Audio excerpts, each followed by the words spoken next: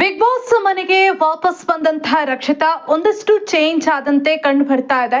ಕೊಂಚ ಮಟ್ಟಿಗೆ ಸೈಲೆಂಟ್ ಆಗಿದ್ದಂತೆ ಕಂಡು ಬರ್ತಾ ಇದೆ.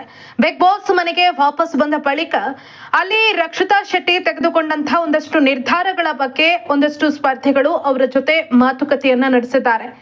ಸೀಕ್ರೆಟ್ ರೂಮ್ ನಲ್ಲಿ ಇದ್ದಂತಹ ಸಂದರ್ಭದಲ್ಲಿ ಟೀಮ್ ಗಳನ್ನ ಡಿವೈಡ್ ಮಾಡುವಂತಹ ಸಂದರ್ಭದಲ್ಲಿ ರಕ್ಷಿತಾ ಶೆಟ್ಟಿ ಕೊಟ್ಟಂತಹ ಕಾರಣಗಳು, ಅಲ್ಲಿ ಆದಂತಹ ಒಂದಷ್ಟು ಡಿಸ್ಕಷನ್ ಗಳ ಬಗ್ಗೆ ಕಾವ್ಯ, ಸ್ಪಂದನ ಹಾಗೂ ಸೂರಜ್ ಅವರು ರಕ್ಷಿತಾ ಬಳಿ ಮಾತನಾಡಿದ್ದಾರೆ. ಈ ಸಂದರ್ಭದಲ್ಲಿ ನಾನು ತೆಗೆದುಕೊಂಡಂತಹ ನಿರ್ಧಾರಕ್ಕೆ ಬದ್ಧಳಿದ್ದೇನೆ. ನಾನು ಏನೇ ನಿರ್ಧಾರವನ್ನ ತೆಗೆದುಕೊಂಡ್ರು ಕೂಡ ನನ್ನ ಮನಸ್ಸಿಗೆ ಅದು ಸ್ಯಾಟಿಸ್ಫ್ಯಾಕ್ಷನ್ ಅಂತ ಅನ್ಸಿದ್ರಷ್ಟೇ ನಾನು ಆ ನಿರ್ಧಾರವನ್ನ ತೆಗೆದುಕೊಳ್ತೀನಿ. ಯಾರಿಗೂ ಕೂಡ ಅನ್ಯಾಯ ಆಗಬಾರ್ದು. ನನಗೆ ಯಾರು ಕೆಪೇಬಲ್ ಇದ್ದಾರೆ ಅಂತ ಅನ್ಸುತ್ತೆ ಅವರನ್ನ ನಾನು ಆಯ್ಕೆ ಮಾಡ್ತೀನಿ. ನಾಮಿನೇಷನ್ ಸಂದರ್ಭದಲ್ಲಿ ಇರ್ಬೋದು, ಯಾರಿಗೆ ಬಿಗ್ ಬಾಸ್ ಮನೆಯಲ್ಲಿ ಇರೋದಕ್ಕೆ ಯೋಗ್ಯತೆ ಇಲ್ಲ ಅಥವಾ ಅರ್ಹತೆ ಇಲ್ವೋ ಅವರನ್ನ ನಾನು ನಾಮಿನೇಟ್ ಮಾಡ್ತೀನಿ. ಪ್ರತಿ ಬಾರಿ ಏನೇ ನಿರ್ಧಾರವನ್ನ ತೆಗೆದುಕೊಂಡಾಗ್ಲೂ ಕೂಡ ಅದಕ್ಕೊಂದು ಕಾರಣ ಇದ್ದೇ ಇರುತ್ತೆ. ನನ್ನ ಪರ್ಸ್ಪೆಕ್ಷನ್ ಒಂದು ರೀತಿ ಆಗಿದ್ರೆ ನಿಮ್ದು ಇನ್ನೊಂದು ರೀತಿ ಇರಬಹುದು. ನನ್ನ ಒಪಿನಿಯನ್ ಪ್ರಕಾರ ನಾನು ಒಬ್ಬರನ್ನ ನಾಮಿನೇಟ್ ಮಾಡ್ತೀನಿ. ಹಾಗೆ ನೀವು ನಿಮ್ಗೆ ಇಷ್ಟ ಯಾರು ಆಗಿಲ್ಲ ಅವರನ್ನ ನಾಮಿನೇಟ್ ಮಾಡ್ತೀರಿ. ಅದೇ ರೀತಿ ಒಬ್ಬೊಬ್ಬರ ಯೋಚನೆಗಳು, ಒಬ್ಬೊಬ್ಬರ ವ್ಯಕ್ತಿತ್ವ ಒಂದೊಂದು ರೀತಿ ಇರುತ್ತೆ. ಏನೋ ಬಿಗ್ ಬಾಸ್ ಮನೆಯಲ್ಲಿ ಇದ್ದಂತಹ ಸಂದರ್ಭದಲ್ಲಿ ನೀವೆಲ್ಲರೂ ಹೇಳ್ತೀರಿ ನಾವ್ ಯಾರು ಕೂಡ ಕೆಲಸ ಮಾಡೋದಕ್ಕೆ ಬಂದಿಲ್ಲ ಅಂತ. ಬಿಗ್ ಬಾಸ್ ಮನೆ ಅಂತಂದಾಕ್ಷಣ ನಾವೆಲ್ಲರೂ ಕೂಡ ಈ ಮನೇಲಿ ಇದ್ದೀವಿ ಅಂದಾಕ್ಷಣ ನಾವೆಲ್ಲರೂ ಕೂಡ ಈ ಮನೆಯ ಸದಸ್ಯರು. ಹಾಗಾಗಿ ಮನೆಯಲ್ಲಿದ್ರೆ ಯಾವ ರೀತಿ ನಾವು ಖುಷಿಯಿಂದ ಕೆಲಸ ಮಾಡ್ತೀವೋ ಅದೇ ರೀತಿ ಇದು ಕೂಡ ನಮ್ಮ ಮನೆ ಅನ್ನೋದನ್ನ ಅರ್ಥಕೊಂಡು ನಾವು ಕೆಲಸವನ್ನ ಮಾಡ್ಬೇಕಾಗತ್ತೆ. ನಾವು ಈ ಬಗ್ಗೆ ಗಮನವನ್ನ ಕೊಡ್ಲೇಬೇಕು, ನೆಗ್ಲೆಕ್ಟ್ ಮಾಡೋದಕ್ಕಾಗಲ್ಲ. ಅದು ಕೂಡ ನಮ್ಮ ಈ ಎಲ್ಲ ವಿಚಾರಗಳು ಕೌಂಟ್ ಆಗತ್ತೆ ಅನ್ನೋ ಅರ್ಥದಲ್ಲಿ ರಕ್ಷಿತಾ ಶೆಟ್ಟಿ ಆ ಮೂವರಿಗೆ ತಿಳಿಸಿ ಹೇಳ್ತಾರೆ. ಇದೆಲ್ಲ ಆದ ಬಳಿಕ ಸೂರಜ್ ಹಾಗೇನೆ ರಕ್ಷಿತಾ ಇಬ್ಬರೇ ಕೂತು ಕಿಚನ್ ಏರಿಯಾದಲ್ಲಿ ತುಂಬಾ ಹೊತ್ತು ಮಾತುಕತೆ ನಡೆಸ್ತಾರೆ. ಈ ಸಂದರ್ಭದಲ್ಲಿ ನಾನು ಯಾಕೆ ಅವರನ್ನ ಟೀಮ್ ಮಾಡಿದೆ, ನಾನು ಯಾಕೆ ಇವರನ್ನ ನಾಮಿನೇಟ್ ಮಾಡಿದೆ, ಈ ಹಿಂದೆ ಆದಂತಹ ಒಂದಷ್ಟು ಬೆಳವಣಿಗೆಗಳಿಗೆ ಸಂಬಂಧಪಟ್ಟಂತೆ ಸೂರಜ್ ಅವರ ಜೊತೆ ರಕ್ಷಿತಾ ಶೆಟ್ಟಿ ಬಹಳ ಹೊತ್ತು ಮಾತುಕತೆಯನ್ನ ನಡೆಸ್ತಾರೆ. ಆಗ ಸೂರಜ್ ಕೊನೆಯದಾಗಿ ಹೇಳ್ತಾರೆ, ರಕ್ಷಿತಾ ನೀನೇನೇ ನಿರ್ಧಾರವನ್ನ ತೆಗೆದುಕೊಂಡ್ರಾಗ್ಲೂ ಕೂಡ ಅದು ಕರೆಕ್ಟ್ ಆಗಿರುತ್ತೆ ನಿಜ, ಆದ್ರೆ ನಿಂಗೆ ಕನ್ವಿನ್ಸ್ ಮಾಡೋದಕ್ ಬರಲ್ಲ.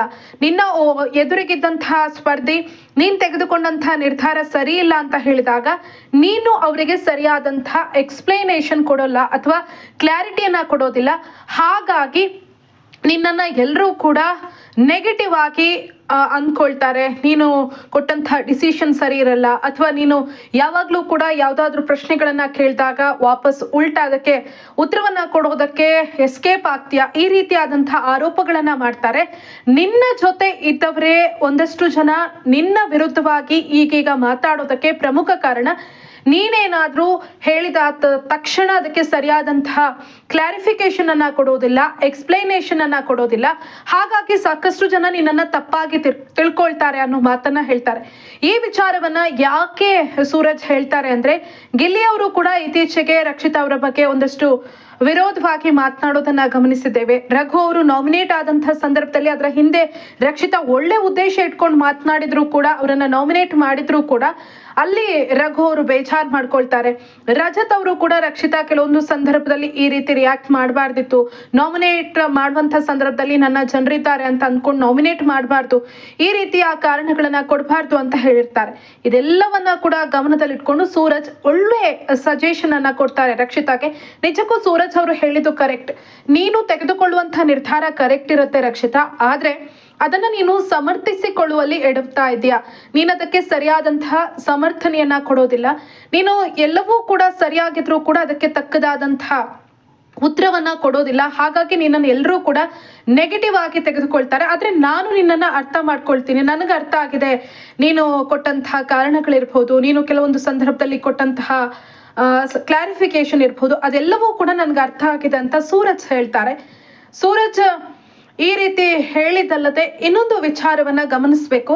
ಇನ್ನು ನಾಮಿನೇಷನ್ ಸಂದರ್ಭದಲ್ಲಿ ಸೂರಜ್ ಅವರು ಧ್ರುವಂತ್ ಅವರ ಹೆಸರನ್ನ ತೆಗೆದುಕೊಳ್ತಾರೆ. ಯಾಕೆ ಅಂದ್ರೆ ಬಿಗ್ ಬಾಸ್ ಮನೆಗೆ ವಾಪಸ್ ಬಂದ ಬಳಿಕ ಧ್ರುವಂತ್ ಅವರು ಬರೀ ರಕ್ಷಿತಾ ಅವರ ಬಗ್ಗೆ ನೆಗೆಟಿವ್ ವಿಚಾರಗಳನ್ನಷ್ಟೇ ಹೇಳ್ಕೊಂಡು ನೆಗೆಟಿವ್ ಅನ್ನ ಬಿತ್ತುವಂತಹ ಕೆಲಸವನ್ನ ಮಾಡ್ತಿದ್ದಾರೆ. ಅಲ್ಲಿ ಆದಂತಹ ಒಂದಷ್ಟು ಪಾಸಿಟಿವ್ ವಿಚಾರಗಳೇನಿದೆ ಅದನ್ನ ಹೇಳ್ತಾ ಇಲ್ಲ ಅಂತ ನಾನು ಈ ಹಿಂದೆನೆ ವಿಡಿಯೋ ಮಾಡಿ ನಿಮ್ಮೆಲ್ಲರಿಗೂ ಕೂಡ ಹೇಳಿದ್ದೆ.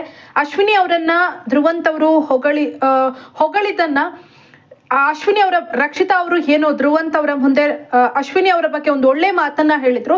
ಅದನ್ನ ಧ್ರುವಂತ್ ಅವರು ಬಂದು ಅಶ್ವಿನಿ ಬಳಿ ಹೇಳಲಿಲ್ಲ, ಬದಲಿಗೆ ಬರೀ ನೆಗೆಟಿವ್ ಅನ್ನ ಹೇಳಿದ್ರು ಅಂತ. ಗಿಲ್ಲಿ ಜೊತೆ ಇರ್ಬೋದು, ಬೇರೆಯವ್ರ ಜೊತೆ ಇರ್ಬೋದು, ಬರೀ ರಕ್ಷಿತಾ ಜಗಳ ಮಾಡಿದ್ಲು, ಅವಳು ಆ ರೀತಿ ಅವತಾರ ತೋರಿಸಿದ್ಲು, ಅದು ಇದು ಅಂತ ಹೇಳಿದ್ದೆ ಹೊರತು ಆಕೆ ಬಗ್ಗೆ ಒಳ್ಳೇದು ಅಂತ ಏನೂ ಕೂಡ ಮಾತನಾಡಿಲ್ಲ. ಹಾಗಾಗಿ ನಾನು ಅವರು ನೆಗೆಟಿವ್ ಅನ್ನೇ ಪ್ರಸಾರ ಮಾಡ್ತಿದ್ದಾರೆ, ಎಲ್ಲ ಕಡೆ ಬಿತ್ತುತ್ತಾ ಇದ್ದಾರೆ ಅನ್ನೋ ಕಾರಣಕ್ಕೆ ನಾಮಿನೇಟ್ ಮಾಡ್ತೀನಿ ಅಂತ ಸೂರಜ್ ಕಾರಣವನ್ನ ಕೊಡ್ತಾರೆ. ನಿಜಕ್ಕೂ ಸೂರಜ್ ಅವರ ಆ ಒಂದು ನಡೆಯನ್ನ ಒಪ್ಪಿಕೊಳ್ಳೇಬೇಕು. ಯಾಕಂದ್ರೆ ಇದುವರೆಗೂ ಬಿಗ್ ಬಾಸ್ ಮನೇಲಿ ಎಲ್ಲರೂ ಕೂಡ ರಕ್ಷಿತಾ ಅವರು ಹಾಗ್ ಮಾಡ್ತಾರೆ ಹೀಗ್ ಮಾಡ್ತಾರೆ ಅಂತ ಬಹುತೇಕರು ದೂರಿದ್ದೇ ಹೊರತು ಆಕೆ ಯಾಕೆ ಆ ರೀತಿ ಕ್ಲಾರಿಫಿಕೇಶನ್ ಅನ್ನ ಕೊಡ್ತಾರೆ, ಅದ್ರ ಹಿಂದೆ ಒಂದು ಒಳ್ಳೆ ಉದ್ದೇಶ ಇರುತ್ತಾ, ಯಾವ್ದನ್ನ ಕೂಡ ಅರ್ಥ ಮಾಡ್ಕೊಳ್ಳಿಲ್ಲ. ಹಾಗಾಗಿ ಸೂರಜ್ ರಕ್ಷಿತಾ ಅವರ ಬಳಿ ಒಂದೊಳ್ಳೆ ಸಜೆಷನ್ ಅನ್ನ ಕೊಟ್ಟು ಮುಂದೆ ಈ ರೀತಿಯಾದಂತಹ ತಪ್ಪುಗಳನ್ನ ಮಾಡಬೇಡ ಅಂತ ಹೇಳ್ತಾರೆ. ನಿಜಕ್ಕೂ ಭಾಷಾ ಸಮಸ್ಯೆಯೋ ಅಥವಾ ಕೆಲವೊಂದು ಸಂದರ್ಭದಲ್ಲಿ ಅವರು ಗಡಿಬಿಡಿಯಾಗಿ ತೆಗೆದುಕೊಳ್ಳುವಂತಹ ನಿರ್ಧಾರವ ಅಥವಾ ಕೋಪಕ್ಕೆ ಒಳಗಾದಂತಹ ಸಂದರ್ಭದಲ್ಲಿ ಆ ರೀತಿ ಡಿಸಿಷನ್ ಅನ್ನ ತೆಗೆದುಕೊಳ್ತಾರೆ. ರಕ್ಷಿತಾ ಅವರೇ ಹೇಳಿದ್ದಾರೆ, ಏನು ಅಂದ್ರೆ ನಾನು ಕೆಲವೊಮ್ಮೆ ಕೋಪ ಬಂದಾಗ ಏನ್ ಮಾಡ್ತೀನಿ ಅನ್ನೋದು ನಂಗೆ ಗೊತ್ತಾಗಲ್ಲ, ಪಟ್ ಅಂತ ರಿಯಾಕ್ಟ್ ಮಾಡ್ಬಿಡ್ತೀನಿ ಅಂತ ಕಾವ್ಯ ಅವರ ಜೊತೆನೆ ಲೈವ್ ಅಲ್ಲಿ ಇವತ್ತು ಹೇಳಿದ್ದಾರೆ. ಹಾಗಾಗಿ ಮುಂದೆ ಇಂಥ ತಪ್ಪುಗಳಾಗಬಾರ್ದು ಅಂತ ಸೂರಜ್ ಬುದ್ಧಿ ಮಾತನ್ನ ಹೇಳಿದ್ದಾರೆ. ಖಂಡಿತ ಸೂರಜ್ ಹೇಳಿದ್ದು ಕರೆಕ್ಟ್ ಆಗಿದೆ. ಇದನ್ನ ಅವರು ತಿದ್ಕೊಂಡ್ರೆ ಖಂಡಿತವಾಗ್ಲೂ ಮುಂದೆ ಅವ್ರಿಗೆ ಒಳ್ಳೇದಾಗುತ್ತೆ.